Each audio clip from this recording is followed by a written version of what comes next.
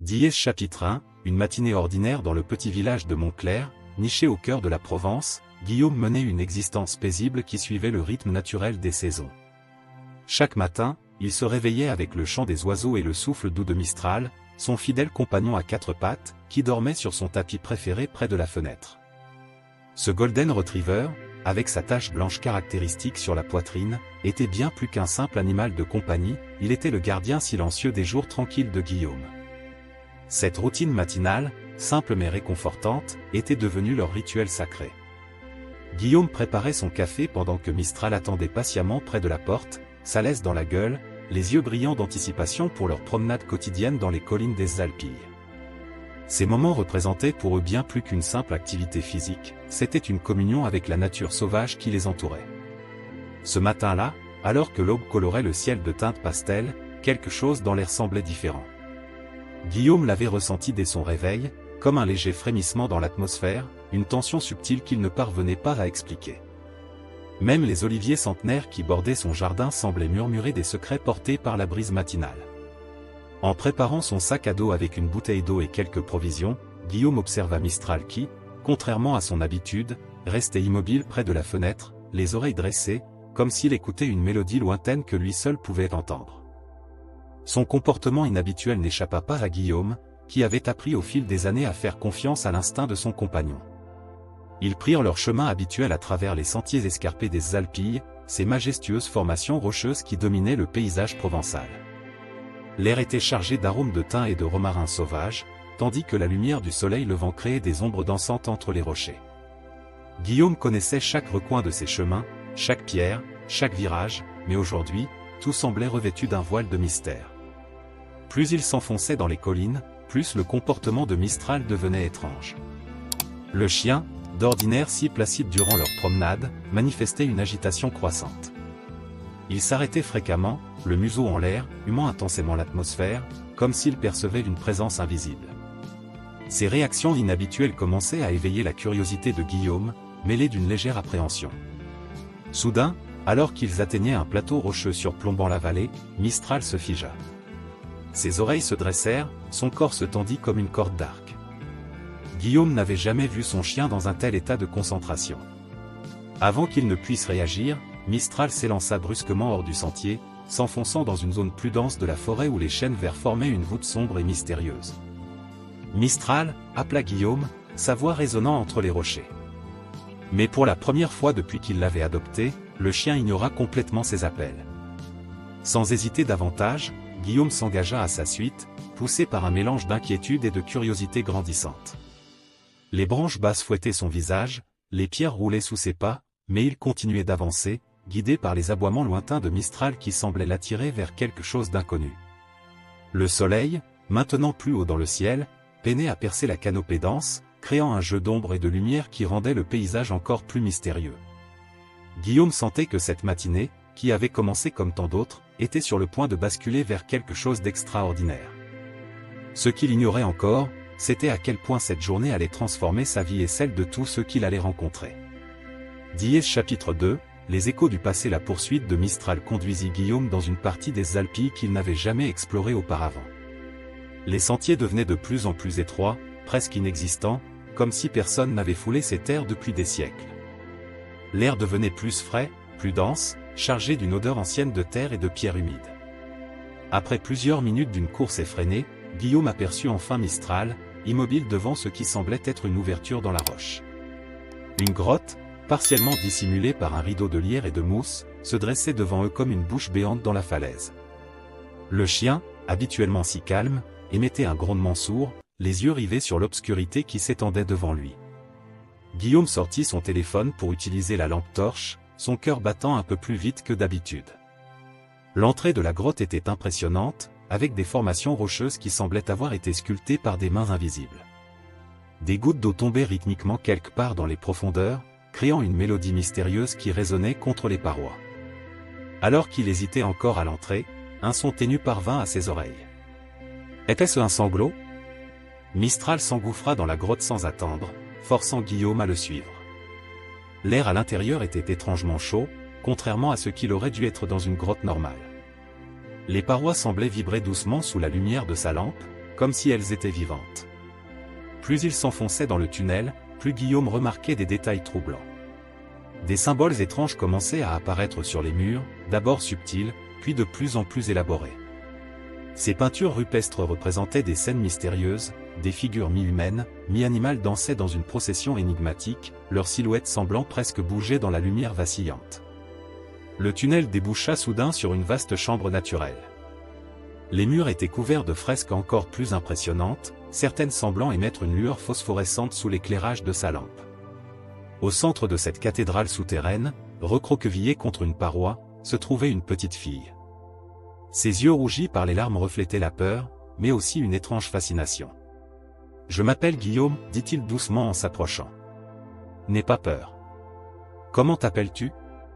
Élodie, répondit-elle d'une voix tremblante. J'ai entendu une voix. Elle m'a guidé jusqu'ici, mais maintenant je ne sais plus comment sortir. Mistral s'approcha d'elle avec une douceur inhabituelle, comme s'il comprenait instinctivement sa détresse. Il se coucha à côté d'elle, offrant la chaleur réconfortante de sa présence. Guillaume remarqua que la cheville d'Élodie était enflée, expliquant pourquoi elle n'avait pas pu retrouver son chemin seule. Pendant qu'il examinait sa blessure, Guillaume ne pouvait s'empêcher d'observer les peintures qui les entouraient. Certaines semblaient raconter une histoire, une légende peut-être, mais leur signification lui échappait. Une figure en particulier attirait son attention, un être lumineux qui semblait garder l'entrée d'un lieu sacré. « La voix » demanda-t-il prudemment, « peux-tu me dire ce qu'elle disait ?» Élodie fronça les sourcils, comme si elle essayait de se rappeler un rêve qui s'estompait. C'était comme une chanson très ancienne. Je ne comprenais pas les mots, mais je savais qu'il fallait que je la suive. Et puis il y avait cette lumière. Un frisson parcourut l'échine de Guillaume. Les paroles d'Élodie faisaient écho à de vieilles légendes qu'il avait entendues sur la région, des histoires de lieux sacrés et de passage vers un autre monde. Mais avant qu'il ne puisse poser plus de questions, un son étrange résonna dans les profondeurs de la grotte, comme le tintement lointain d'une cloche. Diès chapitre 3, les murmures de la terre. Le tintement mystérieux résonnait encore dans les profondeurs de la grotte, créant une atmosphère de plus en plus oppressante. Guillaume sentait que chaque minute passée dans cet endroit étrange renforçait son sentiment que quelque chose d'extraordinaire était à l'œuvre. Mistral, toujours allongé près d'Élodie, avait les oreilles dressées, attentif au moindre son. « Il faut que nous sortions d'ici, » murmura Guillaume, tout en observant les alentours avec sa lampe. Les fresques semblaient changer subtilement sous la lumière, comme si elles racontaient différentes histoires selon l'angle sous lequel on les regardait. Une série de symboles particuliers attira son attention, ils formaient une spirale complexe qui semblait pointer vers un passage adjacent. Élodie, malgré sa cheville blessée, semblait plus calme maintenant. « Les dessins, dit-elle en pointant du doigt, ils brillent différemment quand on les regarde longtemps. Comme s'ils voulaient nous dire quelque chose. » Guillaume l'aida à se relever doucement, la soutenant pour qu'elle puisse s'appuyer sur sa jambe valide. C'est alors qu'un courant d'air chaud, totalement inhabituel pour une grotte, balaya la chambre. L'air était chargé d'une odeur étrange, un mélange d'encens anciens et d'herbes inconnues. Mistral se mit à grogner doucement, ses yeux fixés sur l'obscurité du tunnel. « La voix que tu as entendue » demanda Guillaume en commençant à avancer lentement, elle ressemblait à quoi exactement ?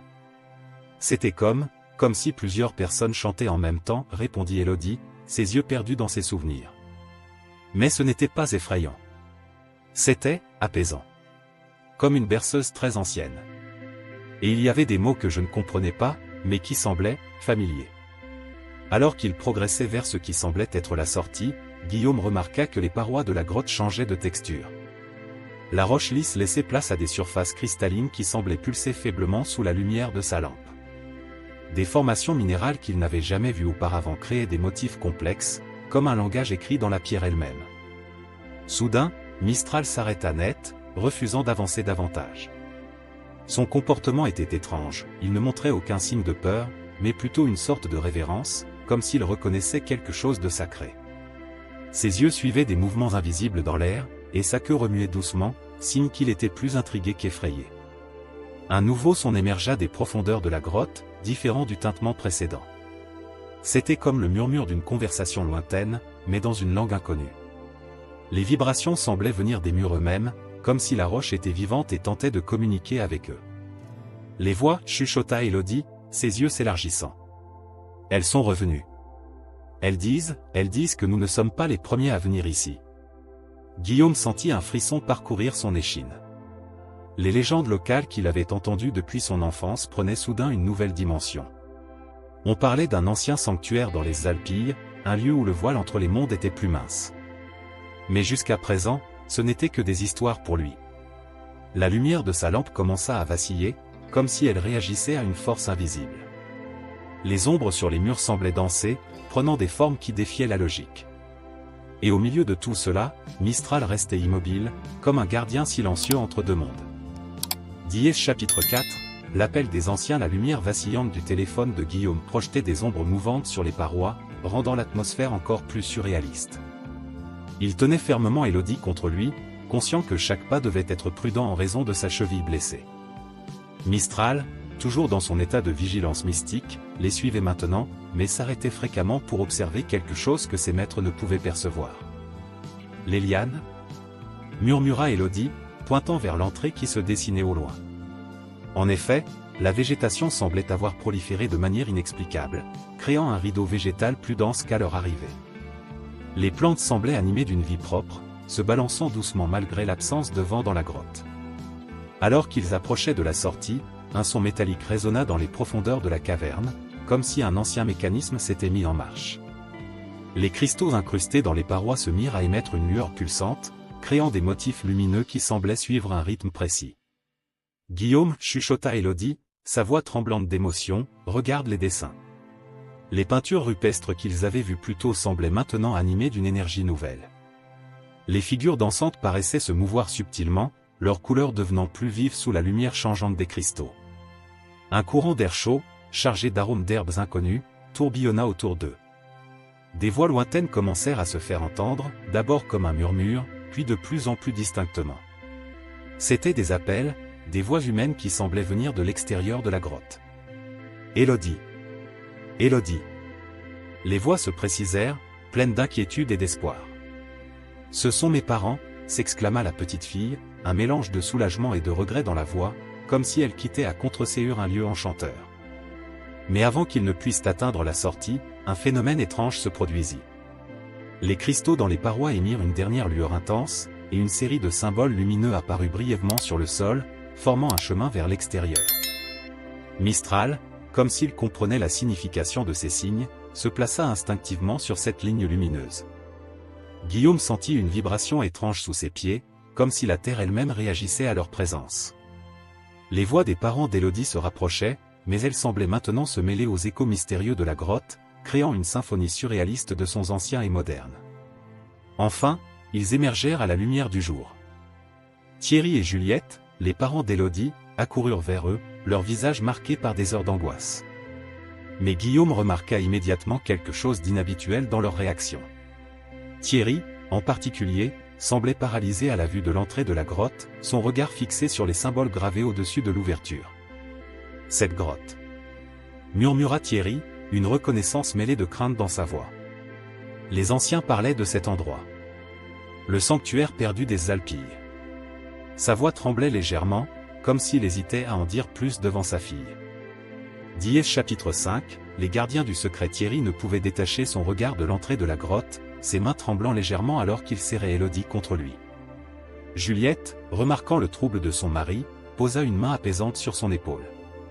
L'atmosphère était chargée de non-dits, comme si un voile de mystère enveloppait leur petite assemblée.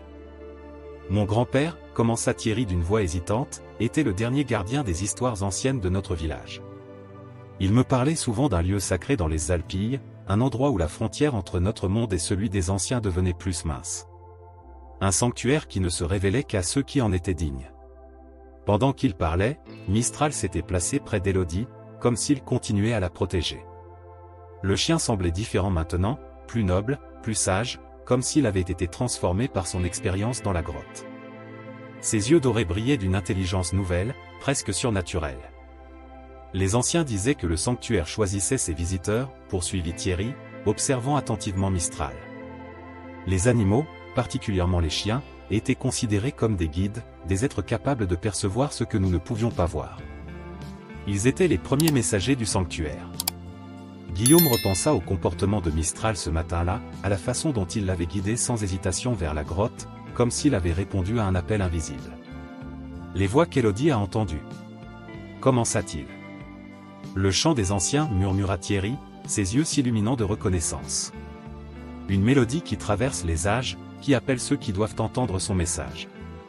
Mon grand-père disait que chaque génération avait ses élus, des personnes choisies pour maintenir vivante la connexion entre notre monde et les mystères anciens. Juliette, qui était restée silencieuse jusqu'alors, s'approcha de sa fille. Élodie a toujours été différente, dit-elle doucement. Plus sensible, plus réceptive aux choses que les autres ne peuvent pas voir. Comme si elle portait en elle une partie de cette ancienne magie. Un bruissement dans les feuillages attira leur attention. Les lianes qui recouvraient l'entrée de la grotte semblaient danser dans une brise inexistante, leurs mouvements créant des motifs complexes qui rappelaient les symboles à l'intérieur de la caverne. Il y a des forces dans cette terre que nous ne comprenons pas complètement, continua Thierry, sa voix empreinte de respect. Des forces qui protègent notre région depuis des millénaires. Mon grand-père disait toujours que le véritable pouvoir du sanctuaire n'était pas dans ses mystères, mais dans sa capacité à rassembler les gens, à créer des liens invisibles entre les âmes. Guillaume observa Élodie, qui caressait doucement Mistral, un petit sourire aux lèvres malgré sa fatigue. La connexion entre eux était palpable, comme si leur aventure dans la grotte les avait liés d'une manière inexplicable. Le chien, habituellement réservé avec les étrangers, semblait avoir reconnu en elle une âme semblable à la sienne. Soudain, un son cristallin émana de la grotte, comme le tintement délicat d'une cloche lointaine. Tous se tournèrent vers l'entrée, mais les lianes s'étaient resserrées, rendant le passage presque invisible.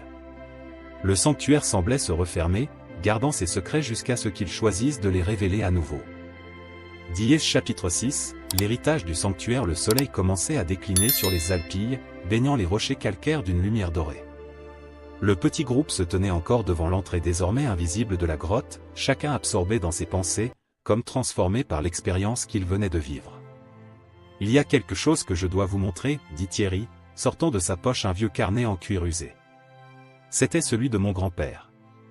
Il l'ouvrit délicatement, révélant des pages jaunies couvertes de croquis et de notes.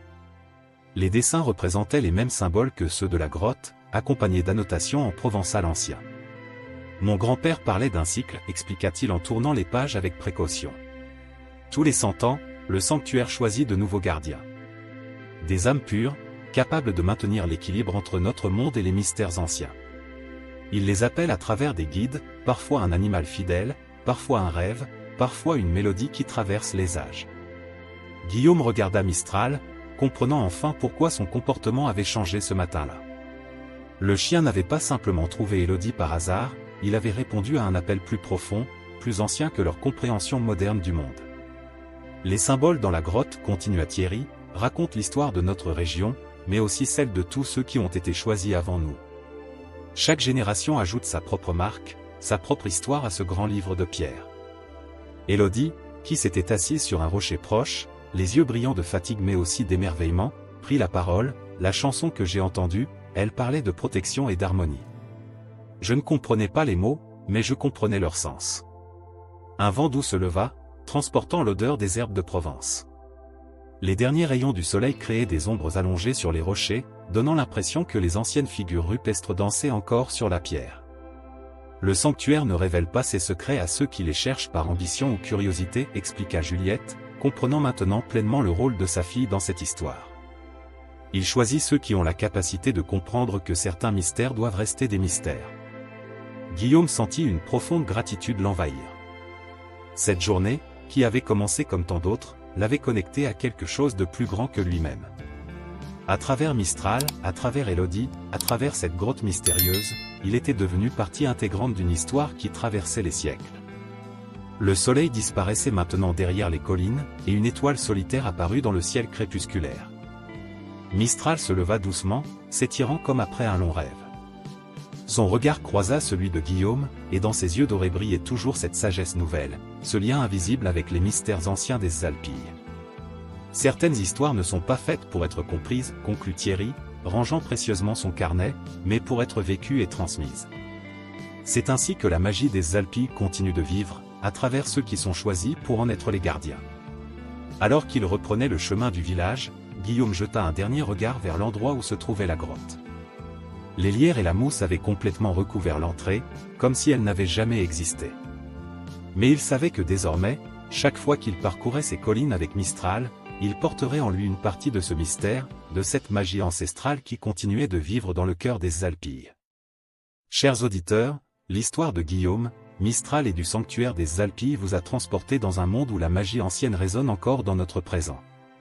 Si vous aussi vous souhaitez explorer d'autres mystères et légendes de notre belle Provence, nous avons créé une playlist spéciale que vous trouverez en cliquant sur le lien à gauche. Pour ne manquer aucune de nos histoires enchantées, abonnez-vous à notre chaîne et laissez un « j'aime » à cette vidéo.